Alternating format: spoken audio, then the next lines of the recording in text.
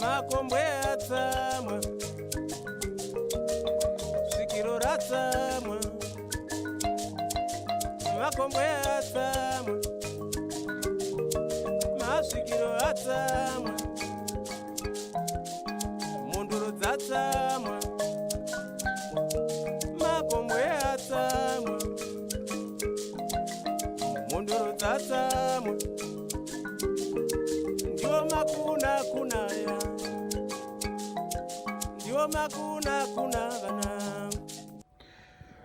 What's good, YouTube? Is a boy Peter Sadas. Welcome back to my YouTube channel. If it's obvious, please make sure you like, comment, share, and subscribe to my YouTube channel. Okay, so guys, today I'm gonna go to Great Zimbabwe Monuments. Yeah, we're out here in Masvingo, and yeah, just go with me. Make sure you stay tuned. You watch the video to the end. You like, comment, share, and subscribe to my YouTube channel for more and more content. As you can see, I'm glowing as usual, and yeah. Let's go. Peace out. Hold on, brain robo no. So guys, the must streets inonzi chi. What is chimbo inonzi chi? Anzi chiziviso. Anzi chiziviso chi? Chiziviso ale dambudziko rembereko pam. Anzi jeko akapengeswa. Adona chi? Mukadzi kuroro. Anoda mukadzi. Anzi anohura togadzira. Wow. Namba madziona manedzi. Tira namba tifuna. Ngitipe mafanzi angu. Hanzi vanoda kugadzira mbereko vane varume vanohura. Hanzi tinoita se tinogadzira. Omanaka. Zvambonyaita seko pakunya kuda kugadzira nagadzira. Anyways guys, look at this view. Hanzi goma rina zitero.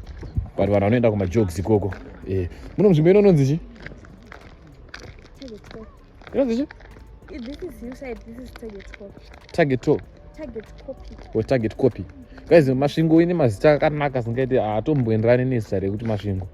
Ameno side you side and target copy. Yo. Mazita achona ito nemazita akanaka kudarika dzimwe nzvimbo dziri muna Harare. But anyways, apa tinokwira kombi kuenda mutown. Panonzi magarden. Apo. Kuenda pachinzi pamagarden. Pane magarden, ese magarden. Yes, Chisango. Chibani. Okay. So tukwira kuenda town. And then from town tukwira Great Zimbabwe. Yes. Okay. So vapanapa kuenda ku town is $1. And then mu town kuenda Great Zimbabwe is $1 also. Vapana kuenda town. Okay, so vapanapa kuenda town $2. And then kubva mu Great Zimbabwe, kubva mu town kuenda Great Zimbabwe ndo $1. Transport yekudzoka kainese. Transport yekudzoka Great Zimbabwe inese. Ausora mino Great Zimbabwe. Ndakaenda but never went Oh. Kwa kudhara. Okay. So you guys are catch you kana tabata transport. We out here in Masvingo. But it looks cool though. So they expected Masvingo anotiza mota. Masvingo akuna mota. Ndezvekunyemba. When it's Zimbabwe kwa Masvingo. Don't zimonipeke dzoka kune like the most beautiful suburb here in Masvingo. Ndiri. Kunonzi kurodina ku State House. Rodina. Kunonzi kurodina. So you guys are okay. So you guys are tienda ku the most beautiful suburb in Masvingo. The Rosewood of location. E location. You don't know. So yeah, stay tuned.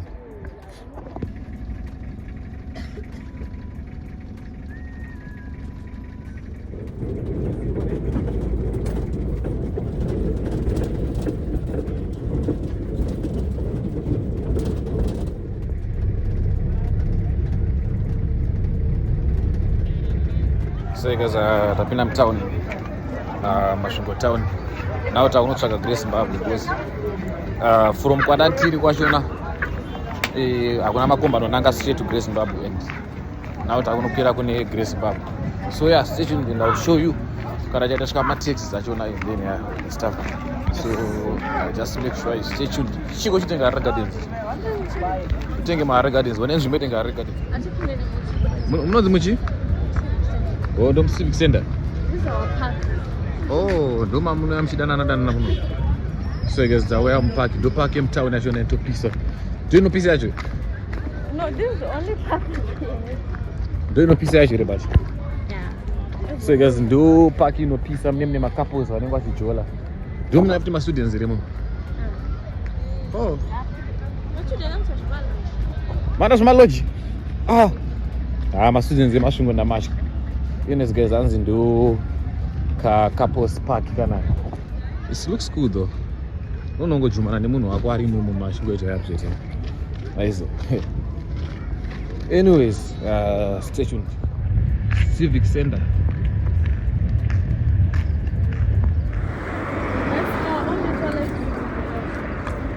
Which one? Tomorrow's. Mana Google mashingo pabuda karoti kaka. Aga. Yeah. As look, I think looking at the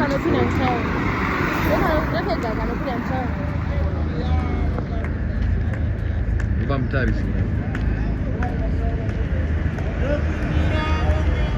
So guys, Anzi ndo the tallest building in Washington.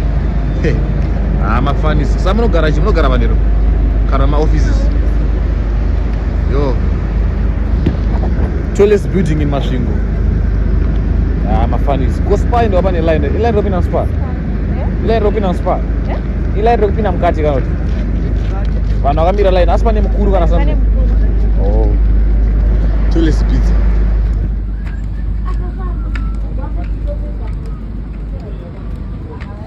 So guys, napinda mu Pick n Pay.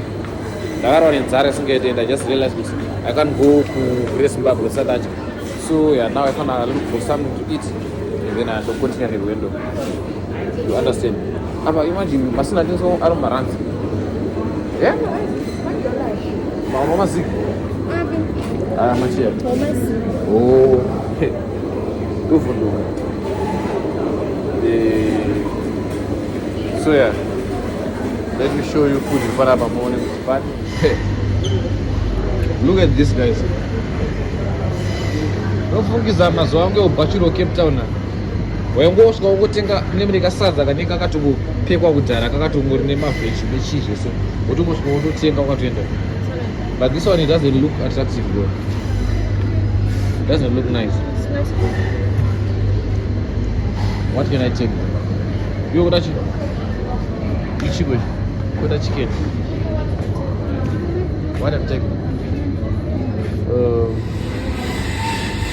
Standard beef burger. Yeah. And then what job?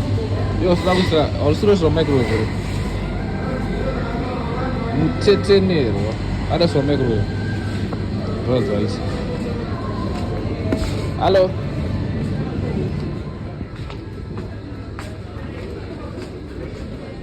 So guys, adapeza kutenga ma drinks hapa na hapa. Nishikafu. One for me, one for the cameraman. Cameraman asimo pira bata camera. Anyways guys, stay tuned. Anyway. Divarin the same. Andre grande è supposed to be there.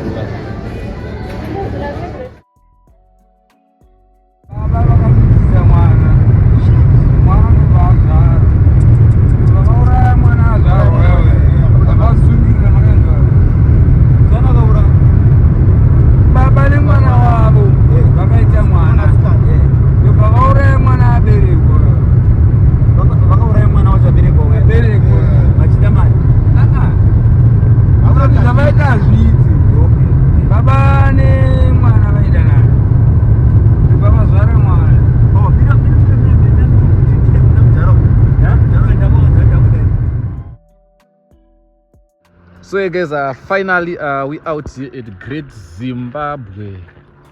As you can see, no more my pictures. Kwa paka nsiapo kama hapa ndo pada picture futa. Mayaweza nishakuonyesha nasi. So guys, as you can see, this is the entrance.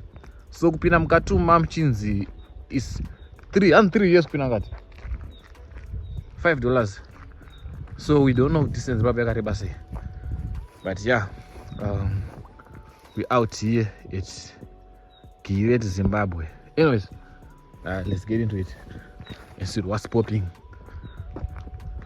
So on the entrance, office is 1.3 kilometers.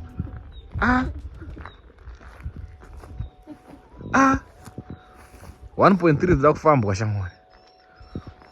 But unogero chi tikaona mota iri kuenda kutoimisa tujambira mwana. It's not far, but 1.3 is not that far though. Kana kuri kwa school it 2 rounds, 2 or 3 rounds. Because one round is 400 meters, so it's just 3 rounds. It's not that deep though. So guys, we're going now. Make sure you stay tuned and watch the video to the end. Let's get it. Guys, now I'm eating the food. Difano famba eating the food so long, you understand? And I think this hot dog and burger, so I'm gonna chow this because the entire 344 days and it's super hot, so like anyways, let's see. Bakaruga so cool to walk though, so cool and nice. So guys, ka second meal ka wagyu beef burger. I may notice unofamba say onion and refire no some kind. But anyways, we're still walking and we're going up there. Let me see if I can zoom the place up there. Anyways, just wait and see for yourself. Let's go.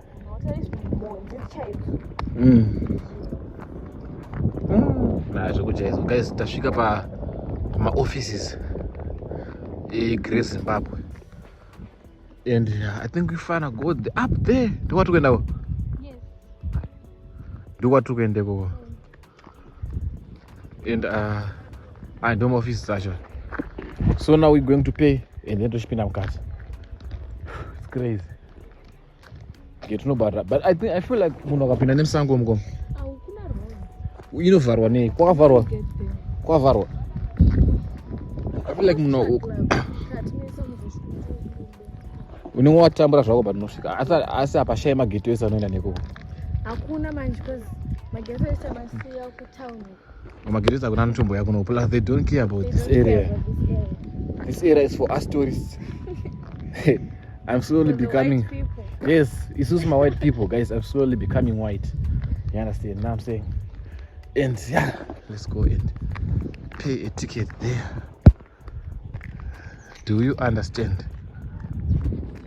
No, no, oh, but it's so quiet. Kunzo zono hongo bango nana wan. Varumkati. Bashitendera varumkati. Tendere mkati. Meja basi. Ticket.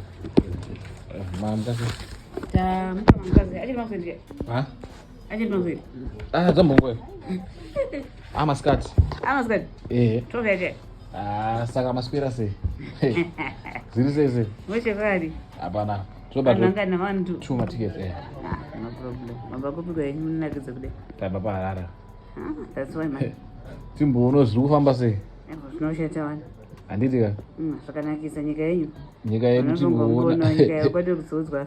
Navanhu vanobva Joni kuti nyika yedu takaiona. Aiwa munyepe baba. Mama mutozivi kuti nyika inonzi inonakidza yakambomira sei. Aiwa ichokwadi icho. Ngetimboona otega dzakamira sei nyika zedu mukati muno. Mozvionera mega kwete kuti kamagudzwa mozwa norohoni. Aichokwadi. Nedzinema. Wakunyeperwa. Aba makunyepa. Anozara nemadhija mukati. Aiwa zingaitika. So guys, tatenga ticket. Takupinda mukati. And taonzi tidzike nerodhi yoyo hanzi mukati muna vanhu vakawanda. And hanzi pasi pemuti tichaona pakagara vanhu vari papa, and then we just show them the ticket topinda mukati. It's looking so quiet here, zoti asombofunga kuti mukati mune vanhu. Oh, let me zoom to. So mukati momandika. So that's where we are going there. So make sure you stay tuned and so guys, that's where we are going. Really buzz at Jordan Utsibika. As you can see. Abando by report information. center. I think ndo pachapuwa information kunzi munofamba makadai so mukwidza left meter sei. And I think mukati mune tumabhodhi tikutiratidzo. Nosvika tuaradza kuti. So you guys are now tichangotanga kupinda muGreat Zimbabwe and I'm gonna show you what's happening. So yeah, I think my name's Kana Araba ndo patukenda. So guys, let's go and see what's popping.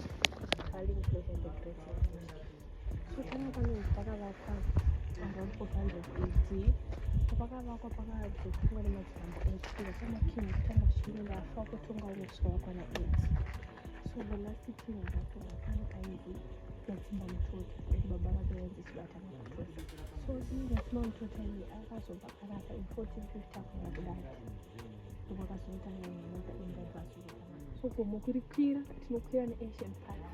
It's 350 meters but it is steep. Wekwira namadzisekuru nanyatsi. Takusodzoka tosodzoka neModern Park in yakagadzirwa chena 560 meters but it is the Asian Park.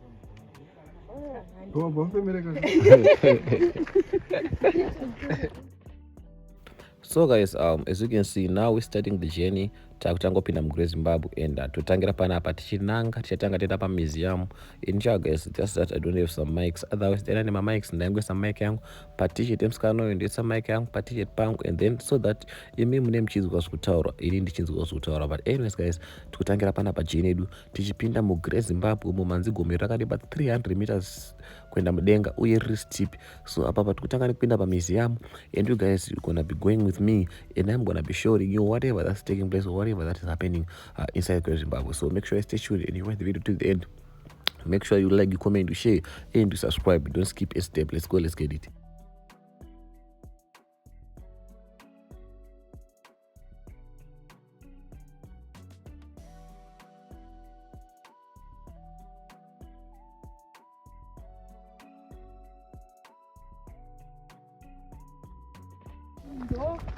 Way I send for a mom, but you also never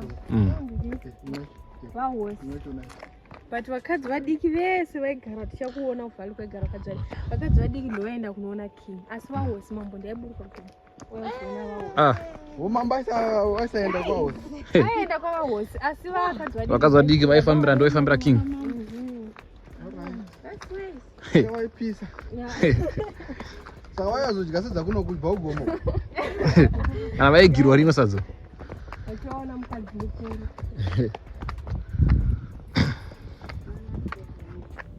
So guess what guys, zvandakanzwa apa zvakandishamisa. And the king he had over 200 wives. So vakadzi vadiki vaiuyozoona king and then king kana vakunoona mukadzi mombe vaidzika kune kwatakuenda kune the Great Zimbabwe yatinoziva with the big wall and the conical tower. Ndo kwaigara vahosi kuko mukadzi mukuru and vakadzi vadiki vamwe vese vaigara kugomo uko ndo ava chief vaigara kugomo kudenga uko. Vakadzi vadiki vese vaenda kunoona chief kumba kwake kugomo kudenga uko ndoko vaenda ikoko vonoona chief vonorarwa ikoko vogadzira vana voita sese plus futi chief anzi vaidya uyanzi muchimedza mbuya uyo waivasimbisa musana kuti vanga vachigadzira vana vakawanda ndo vange ri midzi yekuti vasimbe vange vachibata basa vachishanda basa. Saka ndozvatatsanangurwa apa I think conversation yacho ndaigona kukunzwisai asi the volume was a bit down. So apa patakudzika kune Great Zimbabwe yatinoziva chaiyo ine the very big wall and a conical tower. So guys, make sure you watch the vlog to the end. You like, comment, you share, and you subscribe. As you can see that waraburikiroko tokwata kuende koko. So yeah, let's go, let's get it. Tango. Iyi ndo Great Zimbabwe yatinoziva. Yeah, ndinoziva nemini kusiyoyi. Iyoyi. Munzi Great Zimbabwe nanongoziva nerori Great Zimbabwe. Exactly. Yeah. Mwe kuyasoka. Redo drama. Drama. Siko katawa kachikaruka tsumbona kari mukati mu.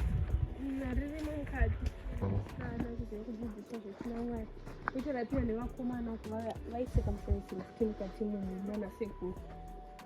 So maentrance wai akambodonha akazoristoiwa in 1995 naprofessor Edward Matema. So vanonzi pakuristowa vakaona mapieces emuti uyu avakaita malindos aya ndovakazongotsvaga muti wakakuisa futi but vasati vaisa uya wakaumachiyaya mugerman yacho anonzi paakauya iye akaona mapieces emuti iwoyu bva atora bvaenda nawo kosi yaiti vachiona matema vaafricans anga vachichinjira kuti rubeso so akaenda nacho anotesta kuti chiprove kuti ndiani akavaka akaenda nawo but iye haana kunotesta akanyepera vanhu kuti atesta akati zvini it's not an African cedarwood, it's a sandalwood.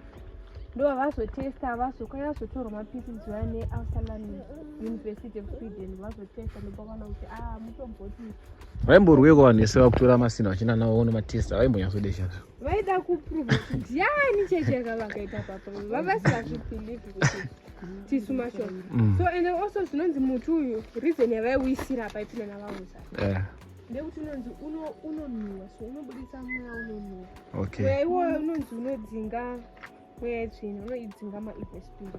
That's the reason yavanouza.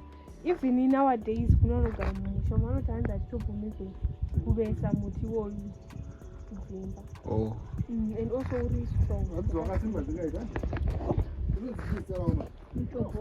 Mutobhoti out here Great Zimbabwe. So guys, ndinangu ndetosvida nchiti nditore maclips ozesa chikutanga kwevideo.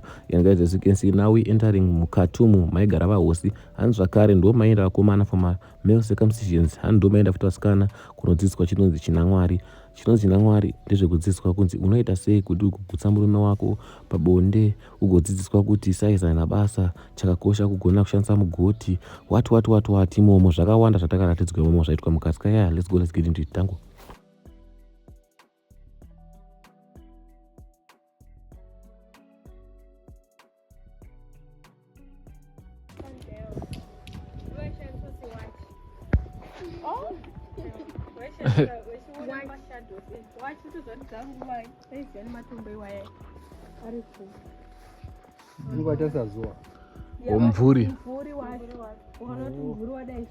So guys, matombo amkuona apa anzi anonzi masundowed stones. Anzi ndo aishandiswa sewatch. Anzi vaishanda vachitarisa zuva kuona kuti mumvuri wasvika apapo votozoti akwati kumasikati, vakaona mumvuri wasvika apo votozoti ati 1 PM, vakaziva kutosvika apo votozoti ati 9 AM. Ndo matombo avaishandisa sewatch. Yo, those people, they were so genius, like really genius. So guys, tatazosvika pa the most famous place in Great Zimbabwe, paKonica Tower apa panofarira vanhu kutorwa mapictures akanyanyisa. As you can see, ndongosvida zvangu ndiripo vatandaunga mai asuri content creator. Wedoe watanga kutoseka papa. So guys, this is the Konica Tower. Ndo zvakaita from the back, and then she was explaining kuti pane murume akambozama da kudhiginyura ifungo pamwe anga wane goridhe imomo, and then akazomira ndiye akakutochipwanya chinhu ichocho chokudhara. As you can see guys, the walls, yes, everything about this place is so nice, and this place everything, man, and this place is so cool and cold inside there, like it's so cool. So avatatakuradzwa anzi gomba raida kusamocherwa nemubhuno aida kutsvaga goridhe imomo, achibva azomiswa nemumwe mukadzi akazoita zvekuchera gomba pakati apa. Ndobvaona kuti hamuna chirimo, angori matombo chete. So yeah, ndozvatatsanangura ipapo. Raborwa babi kwautona kuti matombo ege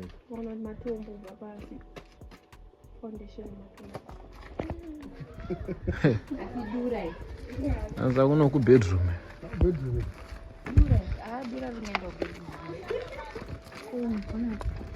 apa ndo pa Great Zimbabwe chepa tonse apa ndepekwe pa pasi aenda kukiche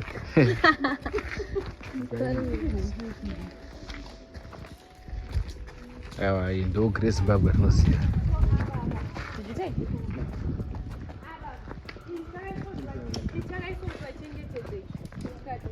Chicho ichi ava ndopaidziswa vasikana zvechinamwari lezve zvimaobject zvataona zvezve museum zvikawanikwa apa nemaarchaeologist. So chinonzi chaive level chakanyatsoita kabed, ndopaitove like bed. Vasikana vachidzidziswa kunzi hati maonoti zvakasiyana masaizi.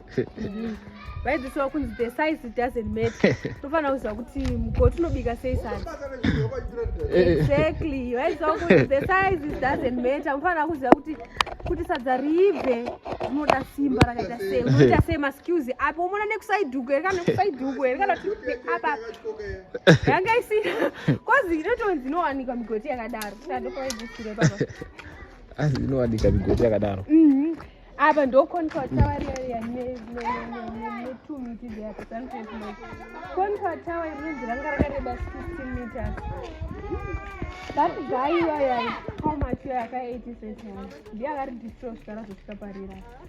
achitsvaga gold mukatu afunga kuti mune gomba vakaviga gold chinhu chavakaisakira gold so akazoprovwa wrong the first archaeologist kushandisa the carbon 14 machine ainzi Gertrude Catton Thompson aine mukadzi ndiye akazochera gomba kusaitiuko tikazondoseri kuti pane matoneka akazotakambochera achera gomba rakapinda pasa kuti vazoona kuti pasa apa pane choratidza kuti pane gomba ndovasosapa ndovakazoita kuti arisiye tikisukoni kwatawa otherwise dai rakatoitwa level ndikatipa pasi donedza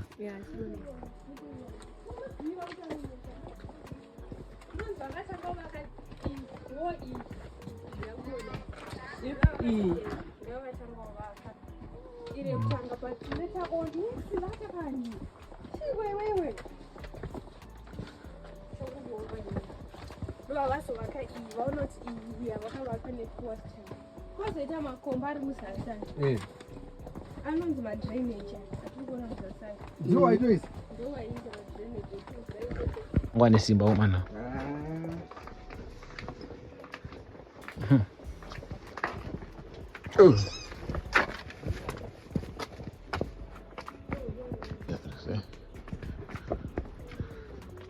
Masura na masura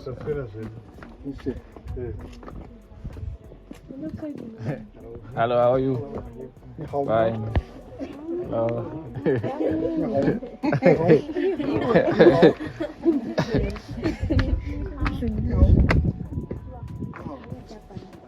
Oh, you know Chinese?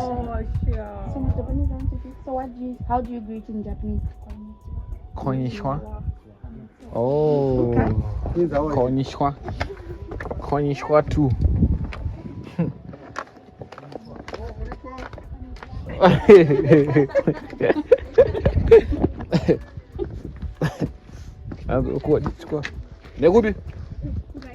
Right. Okay. ndo entrance yewakoma nayo ndo pawatinonapo unochichotwa brain tikutena tikuramba tiseti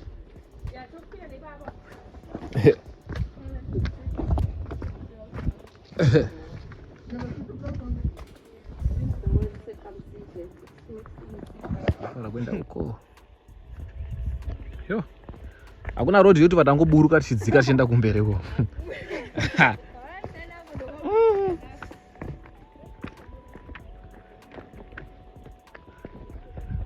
yo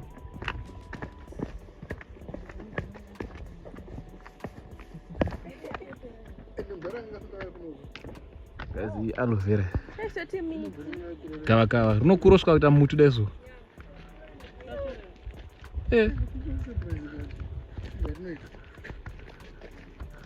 tongorona tutudiki toita twetu musasu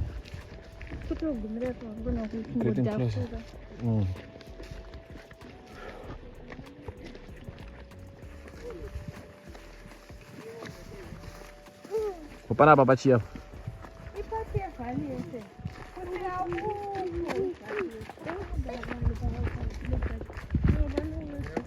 Central Valley Wind.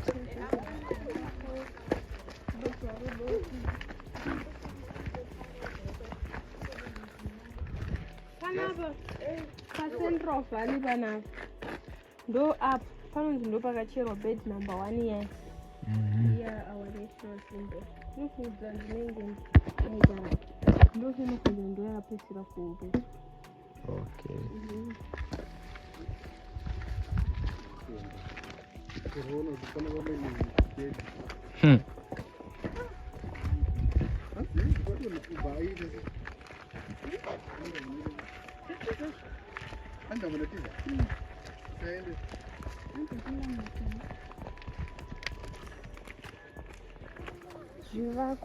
Ka village.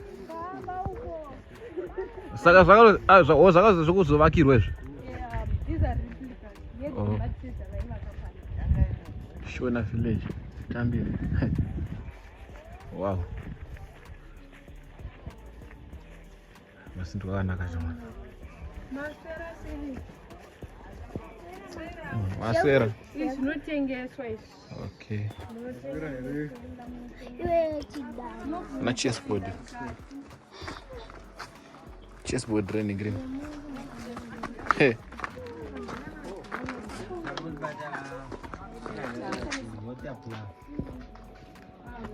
Wow.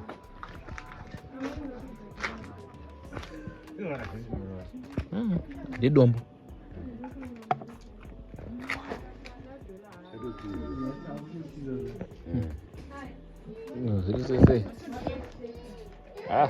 Mukuita zvinhu pana. Mukuita zvinhu chasezvo.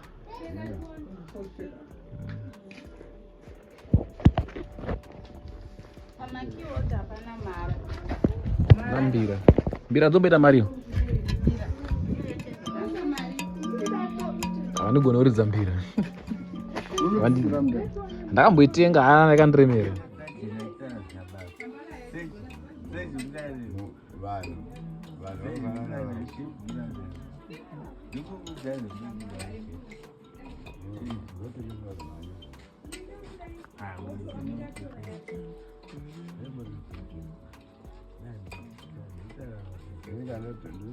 Jipi akasimba ngoma anozita sei izvi? Tinge zvinotora nguva kuti uzonge wachijaira.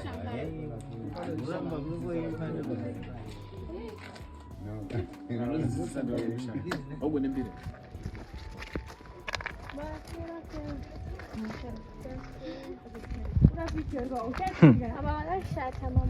Jani kwewe?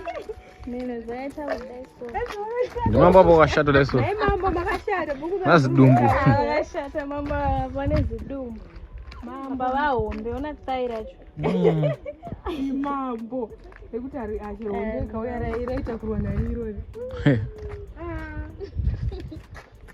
Chagadzira rini kwechochi? Chekwa.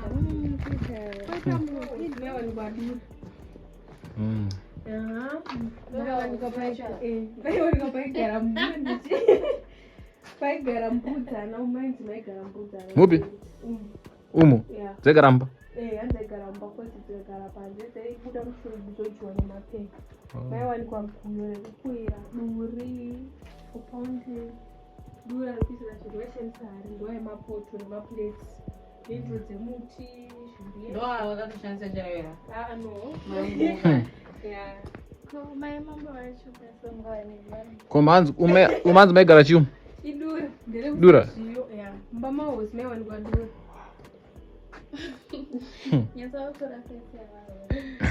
Wow, miso suno piche wow. Auchachi So guys, we just took a short break, a short rest. Taramiro continue. Nata dopina Mugomo.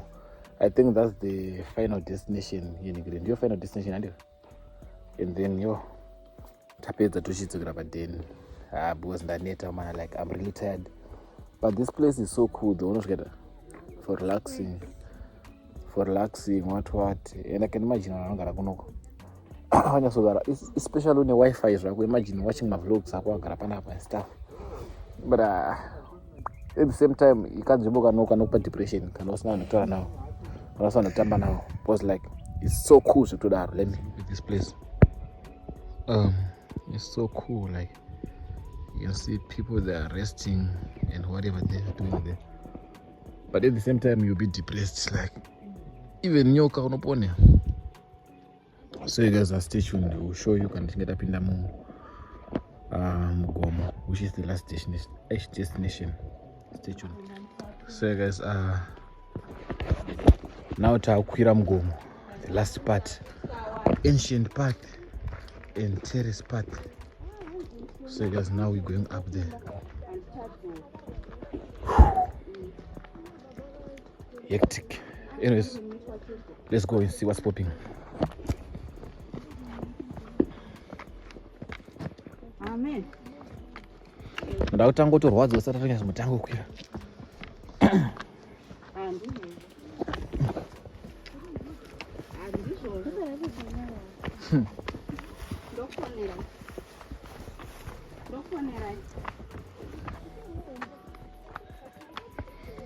Na pana kumbodzuka phone.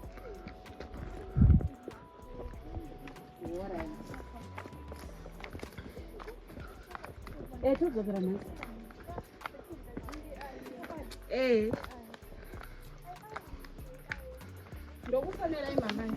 kukurwera chikafu makreshi mahara apapo ndowanopisa mani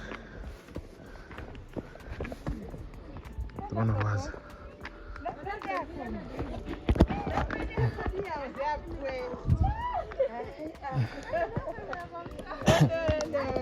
zviri sei lacho ngambana akasimba asatati and I'm sorry much guys. Look at this kid kamwana kandova kutotanga kutokwira apa chembere dzese dzaneta shama yo apa chembere dzese taneta yes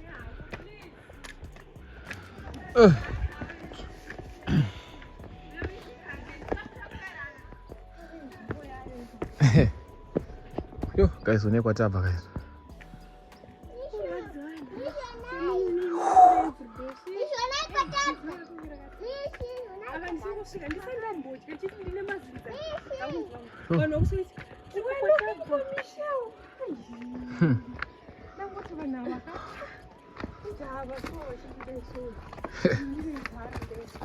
Sapepa pa dze munonzi mufaro paona nganto.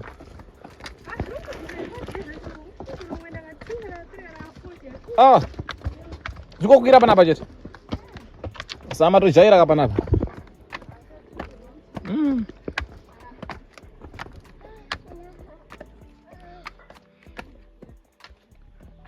Maita makwira Table Mountain. Hai ndakarikwira. Nika signal UK guy. Oh, panorwadza kuburuka. Ndokunorwadza. Kuburuka ndo mawani. Yo. Guys. Bana bana. Koma ndiko matowe. Yo. Kudenga uri kukare wani. Yo.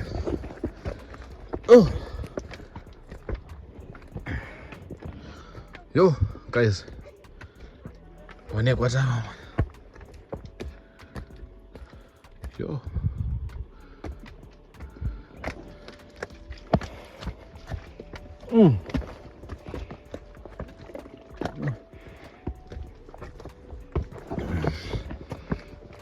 Yeah.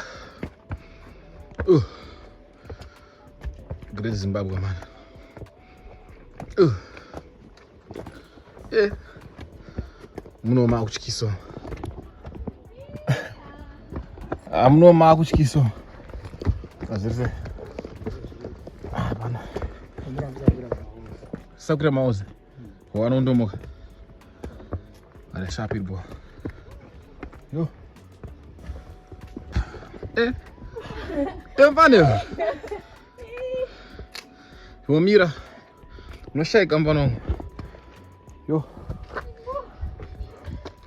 Danita.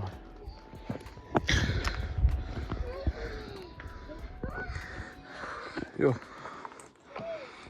Ana kwa tavu.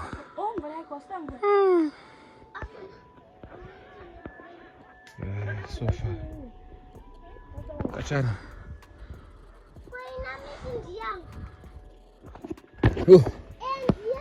Guys, I'm so tired, yo. I feel like when I'm banana. Bakudona cheta. Guys, when parado pina napo. Abona kamfana kacha. Abana nezvindo. Wanawandira. Amukwana panopinda munhu wana opinda ntu. Achipinda mwana.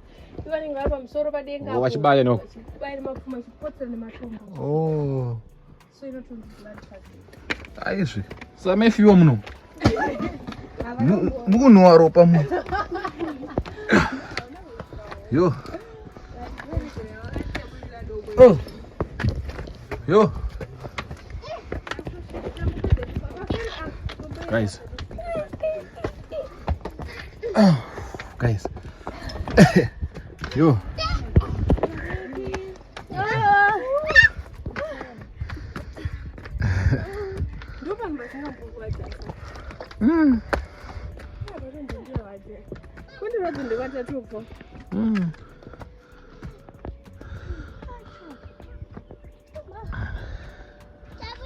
Yeah. Yeah, tabudirira. The view is nice. Wabudirira. Ati tabudirira. Wabudirira kuita sei. Wabudirira kuita sei. What's the more? What is it? Guys, going up there, and I'm really tired. Yo, anyway.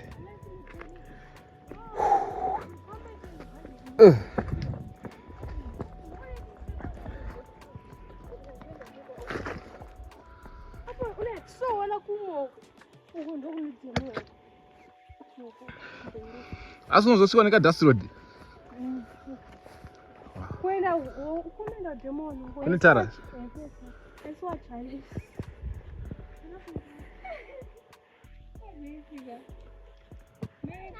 I owe my village. It's going my villagers there. Is Rabbit? Oh, no concern about. What is the married night? $20 night.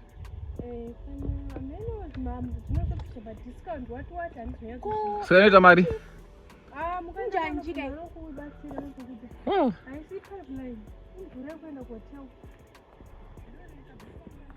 One of them accommodation in get cheap here. I'm 20 marry.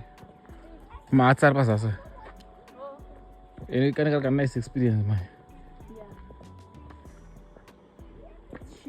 Mas funga no such a young girl.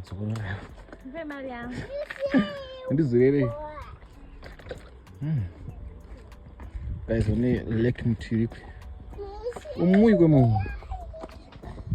Yes, muy bueno. I'm good to know to that.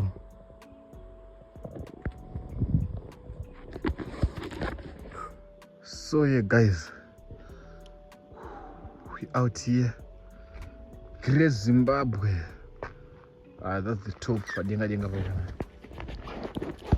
Yeah.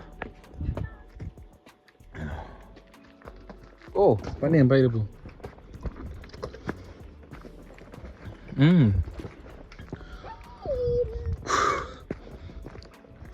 Wow.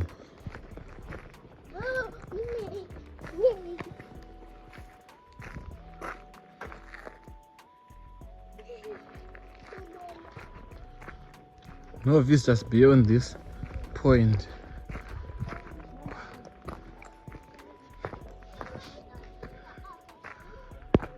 Hapana do a picture bana.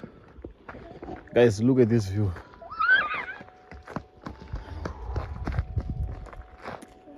Dope kupezera ndemupa kamiro pa 12 ndebechia. Asi tatu swa kudenga.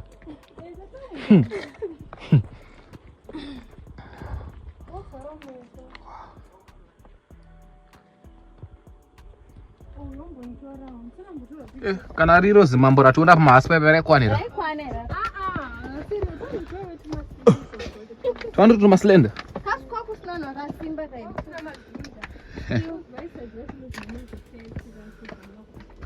Oh.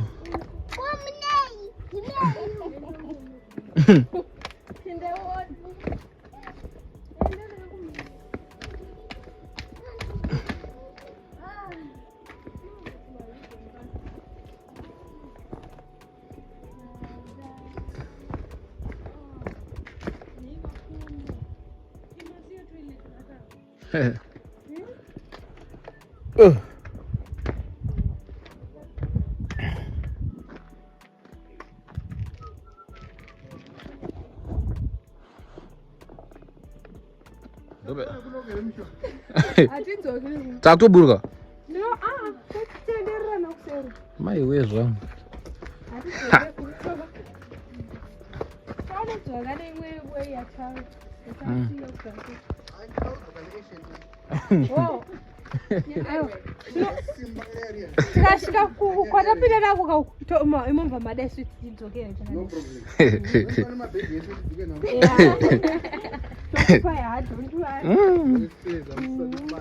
Yeah. Now unoona kuti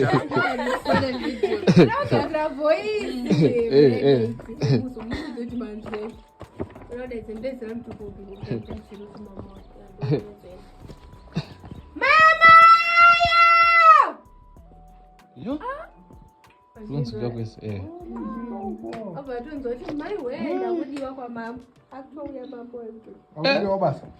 Sandora ngari microphone yacho. Microphone yakudedza vakadzi. Vanonzonga usati vane mutubo by that time. Waiziva sei kuti ndinamba inu? Vaine mazira ndinzwa nemanhambira vaitu sekuti Poshi. Ana poshi pire. Poshi uya. 200 ayo zase mazita yese. Pamba kashana. Kune vanenge vachizo vahosi ndo vainzi vainya kugadzira YouTube starati. Vanotanga ndapamambo. Vakavakwa nechipo mukadzi. Ndikaparara yaingokoka nemadhanga. Yana. Ndo unonzi mchemedza mbuya Aphrodite. Uyu. Waichiwana mama. Uya bebu. Mchemedza mbuyo. Hauvhumizotera vaitwa maruti ndo aita. Vanozonasi. Hazvibvumizotera miti. Iwe. Saka vaitema mapazi kana vaichera midzi. Midzi ndo yavaita. Chero roteno. Kugwanda mboni kwa village vanenge vatone mudzi. Mchemedza mbuyo. Wamboita sei kushizha rayo? Paunongochitoona kumamisha uchitongopfurana nawo.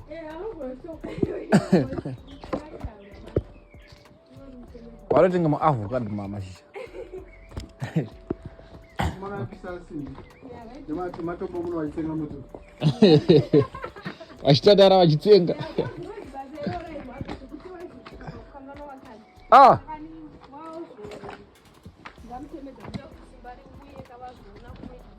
Aizve. Vakana uchikira gomuka, unombonetsa. Uzosvika paunoti hauchanzi kurwadza. Wawa zvamuropa zvangoflow. Panapa ndipapa.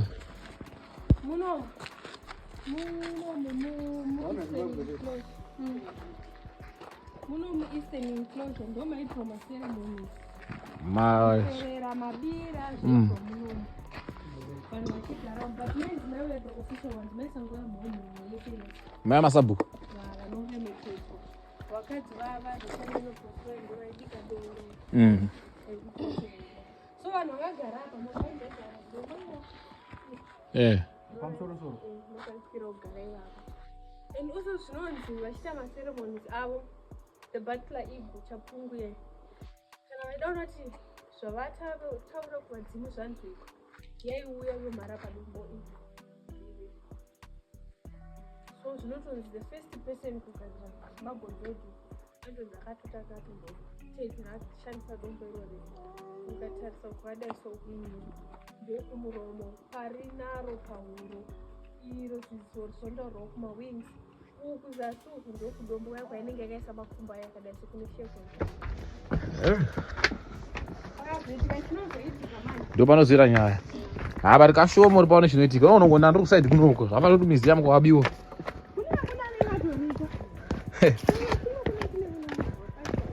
Kwai unembwa?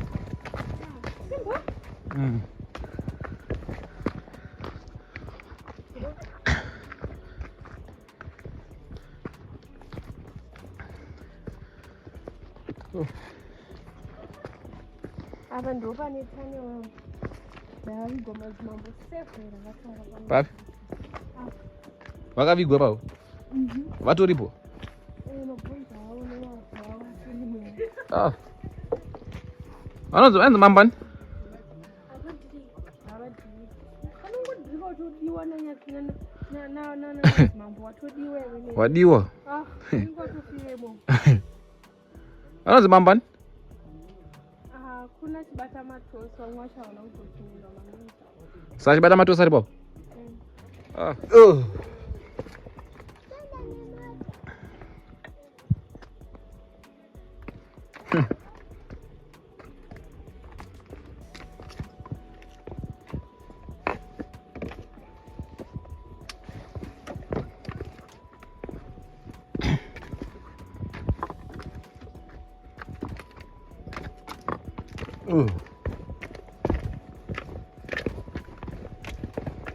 Ndavhunduka. Manyise vanhu. Asi anobvuta chikafu emakudo. Zvise. Walati.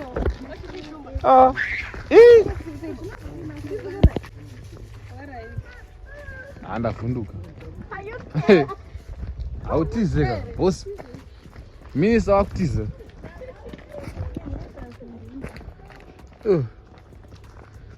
Minister of Enjoyment is a continental monumental. Chocolate. Siyane nazvo.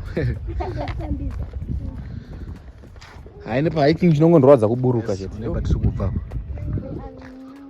Going home. Abanzi taxi here. So guys, tadzika finally. Takwenda ku keep our cultural site, heritage site clean. Mushika. Kamushika. Kanga chitambira vanhu. Asi tovarungu tinokabira dhiriro.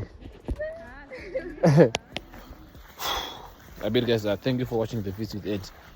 Make sure you like, comment, you share, and you subscribe to my channel for more and more content. You understand? That's it. Oh, made a boss of Amber.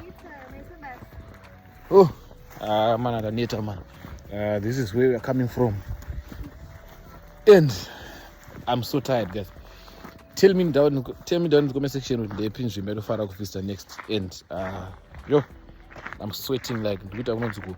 Yo, that's only your app. Can I conduct a conversation? Yo, yeah, Farah in Abba Mukano. Amana, please, use some rollers, Amana. So I eat over. I'm a sure I go my roasted sure as yo. Roll on with a dollar, man. I want no bema. Mogo. I don't want you know a mogo.